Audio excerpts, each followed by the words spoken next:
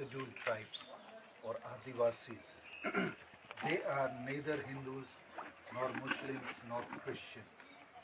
They are basically nature worshippers, and they have been asking, demanding that they should be given a separate religious code identity, which is popularly known as Sarna. That should be included in the census, which is done in every 10 years. Otherwise, the tribals, who are mostly nature worshippers, they will be diverted or converted into other religion. The moment they get diverted to other religion, their code gets changed. Their tradition, culture, system of their thinking, living, even their language, everything gets changed. So they become, in a way we can say, a face gets defaced. So tribals, for their identity, for their existence, for their history, for their dignity, this religion identity recognition is immensely needed. And when did you decide to spearhead the campaign or join the campaign?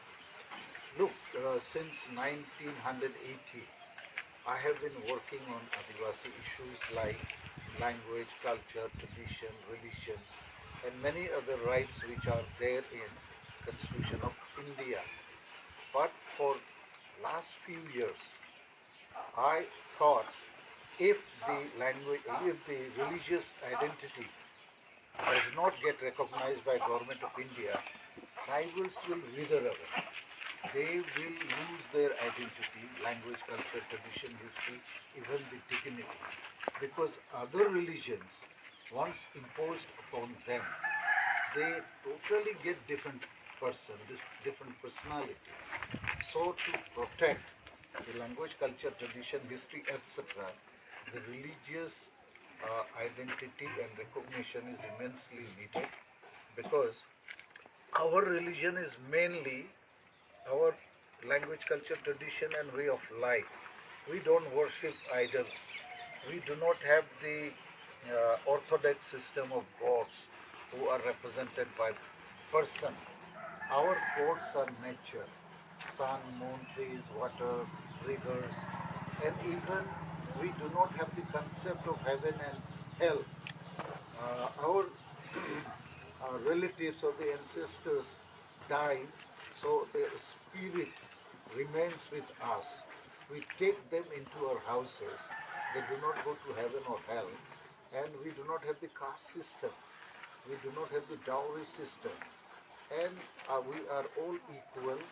Every rituals of the religion is being undertaken by ordinary people, simple people. Everybody is capable of doing that. Whereas in Hindus they have got Brahmins, even in Muslims they have Majhi, and in the churches they have got priests, etc. But we do not have as such. We live with nature and we worship nature because we agree and get convinced that nature feeds us through its air, food, water, everything. So nature are our gods. Could you tell us what is the name of this religion, what are the fundamentals of this religion, and what, in your opinion, and as per your research, because you have been traveling on the ground and meeting people, is the strength of this religion, also in comparison to other mainstream religions, say for example Buddhist or Jain? You were saying that the population might be exceeding 50 lakhs. So would that then mean also that this religion should be codified purely also because of its strength? Yes. In 2011 census, the tribals put down their preference as Sarna Dharma in any other column. Because we have got 6 columns, Hindu, Muslim, Sikh, Isai, Jain, Buddha. And in 2011, the total came to about 50 lakhs and above. And Jain and Buddhas are little less than that. So we now 100% think and claim that we should be given the recognition. And this is mostly called Sarna Dharma. Sarna is actually Munda and Urao word which means the place of worship of tribals. In Santal, we call it Jahir Than. So, in the name of our tribal worship place, this religion has been, Christian, named popularly among the tribal people of Eastern India, mostly the Central Eastern India, Jharkhand, Bengal, Bihar, Odisha, Assam, etc., Chhattisgarh and Madhya Pradesh including. So our claim, I feel, is 100%. And this because the fundamental right. Under our Constitution of India, Article 25, it says those who have got distinct religion and their way of worship, rituals, etc., can get the recognition according to fundamental rights. And as per your understanding, what do you think is the biggest threat that is faced by the followers of Sarna religion? I'm not talking about tribals or Adivasis. I'm talking about fears or threats that are faced by people who follow Sarna religion. Look, meanwhile, we hear that BJP and RSS, they somehow feel the tribals are in the fold of Hindus. They call it Sanatan Hindus, but it is not so. Because in Hindu religion, they have got Brahmins, they have got caste system, which is called in Hindi Varna Vyavastha. They have got idol worship, they have got dowry system, etc. And their functions, festivals, etc. are not linked to directly nature. Whereas we tribals, all festivals, all rituals are linked with nature, like harvesting time, or rain season, or sowing season, or the flowering of the trees, etc. And we get threat also from the Christianity, because our people are less educated, they are very innocent, they are poor as well. So sometimes the Christian missionaries, they do good work, social work, humanity work, but at the same time, we find that they got certain hidden agenda to convert tribals into Christianity. So unless we get our religion, Sarna Dharma, recognized by Government of India, this threat, this vulnerability will continue. So we look forward, the Government of India consider it, exceed our request. We have also given ultimatum to Government of India that by 20th of November 2022, they should exceed our request, our demand. Otherwise, we will go for rail, road, chakka jam, blockade of rail and road on 30th of November 2022, mainly in 5 states of Jharkhand, Bengal, Bihar, Odisha and Assam. We also feel that other state tribals will also come forward to support. One last question also I would like to personally ask you is that what does this religion mean to you personally and to your family, given that you follow Sarna religion and your family also follows it? And if it is not codified, what would it then mean for your family? And if it is codified, then again. Look, this does not concern me or my family only. It concerns entire tribal community on broadly 2 accounts. One is this religion can unite them. This religion can protect their identity, culture, history, dignity. Secondly, if we will not get recognized from the government, I think we will wither away. The tribals get disunited, they will be overpowered by other strong institutionalized religions. And this is also not for tribals, also for nature and ecology, like we are facing now, global warming, climate change, ecology and environment threat. So tribals, because they have been worshipping nature, living close to nature, their way of thinking, their way of living is very close to nature. So by recognizing the Sarna religion by Government of India, I think it is a recognition to tribals, their families, their community, whole society, even to humanity, the global humanity, that They should respect and regard the nature which has given us so much, and today we are destroying nature and we are facing all kind of natural calamity, etc. So recognition of Sarna religion, I feel good for my family, for my people, for my Indian population and world population as well. Also, I would also like to understand from you briefly is that in today's India, the political atmosphere that is in India, there is some sort of religious polarization happening across India, not just in certain pockets. And then the government that there is, it is kind of having this certain brand of Hindu nationalism. So keeping that in mind, you are running this campaign, people are demanding your religion. How does it become all the more important to have some sort of religious identity of your own or tribal? Purely also because of the fact that the government is also trying to say, like you said, that all Adivasis are essentially Hindus. I think this is not good for the whole nation and humanity, that people get polarized into religious terms. We should now, in global level, I think people should get polarized over poverty, I mean the poor people and rich people. Instead, on religious basis, neglected people and privileged people. Similarly, the tribal, we really get afraid if the bigger religious groups get into conflict, get into clash, then it affects we as well. And as you have said, the BJP, RSS, etc. Yes, we are concerned because, as I have said earlier, the moment we get into any other religion, by force or by pressure or by gratification, we lose our entire history, our way of life, our habits and everything. We are tribal, we are close to nature. This is God gift.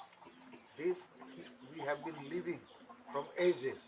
The moment this religious polarization or religious pressure affect us negatively, we will get destroyed, exploited totally, which is still happening in a small pocket.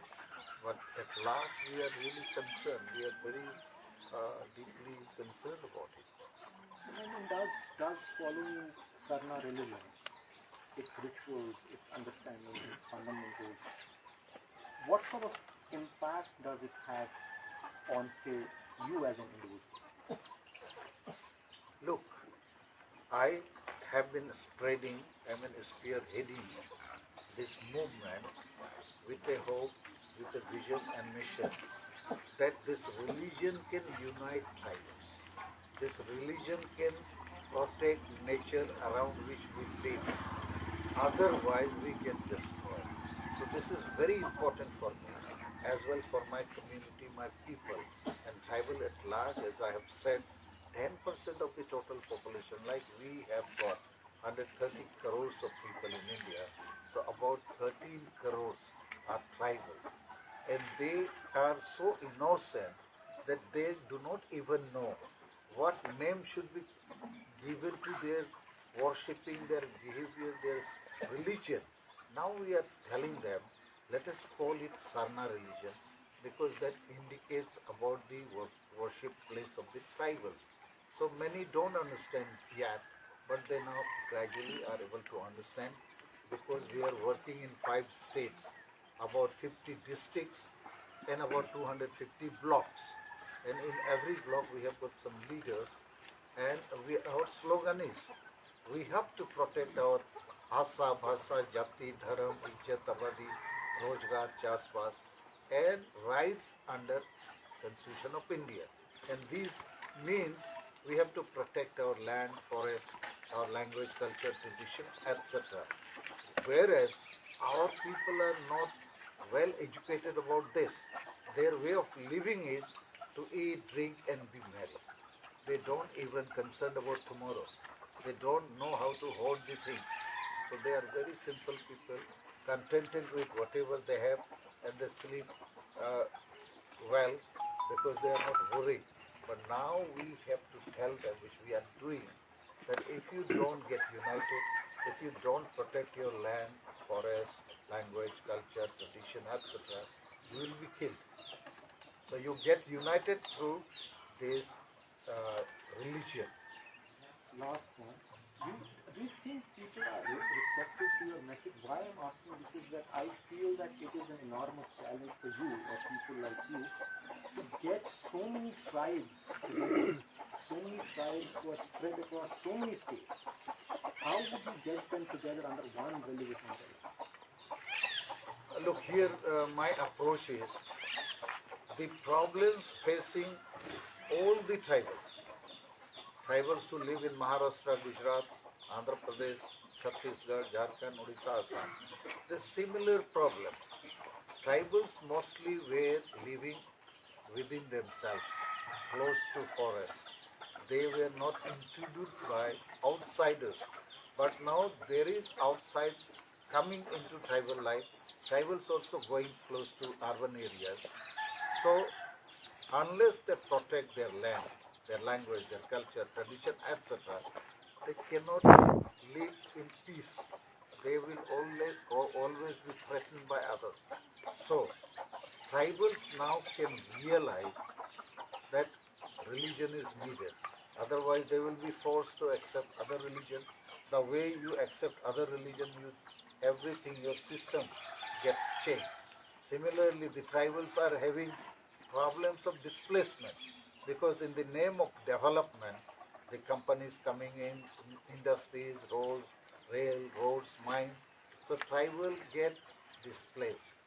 Their land gets snatched away by corporates or the companies or the government, and that makes their life hell. So these problems, similarly language, they are forced to adapt to other languages, and thereby they have to lose and leave their mother tongue. So leaving mother tongue, leaving your motherland, and leaving your way of life, and leaving your religion, rituals, and many other things, you become very different person. You cannot live longer. You cannot live a natural life the way tribal used to do. So the problems are similar. So solutions could be similar, uniform. But the leadership is facing a lot of challenges. Like I am here doing something. Some more people are also doing, trying their best. But the other side of the coin, like Hindu, Muslim, Christian, they are having big organizational institutions with money, with power, with brain, with all kind of support. Whereas we tribals, we do not have anything as such. Even it's a fact, the Christianity or Muslims, they have got the outside links. Hindus, now they also have outside links, like in America. Many Hindus, NRIs, they are funding BJP and Hindu organizations. Within India, they have got rich people, industrialists. But tribals, we have got few politicians. They are there because of the reserve seats of MLA and MP. They become people's representative, but they are captured by non-tribals, moneyed people, and they do not serve the community. They get to the position with reserved tribal seats, with tribal votes, but ultimately they are not working for the tribal community. They should have. So it becomes really very tough to unite tribals and to make them to understand that this cause has to be supported by all. Our Adivasi Sangalubya, we honestly, dedicatedly working day and night. Still we are unable to make understand our people. Like in our tribal self-rule system, every tribal village is having a tribal chieftain. And he, because he is not elected or selected by the entire village tribal community, he is by hereditary. King's son becomes king. So virtually almost 99% of the tribal self-rule system chieftains are uneducated, drunkards, they don't understand constitution and law, they don't know what is the world, what is the governance system, what is the government projects and government structure. So they live in a cocoon of their own village. They don't understand anything outside what is happening, and therefore most of the village community people among tribals are living with superstition, with witchcraft, and this drinking habits, and they do not have the bigger vision, mission, action plan. So they keep fighting within themselves like tribal chieftains do. So with a lot of problems we are engaged within ourselves. So this makes the crusade or the struggle very difficult.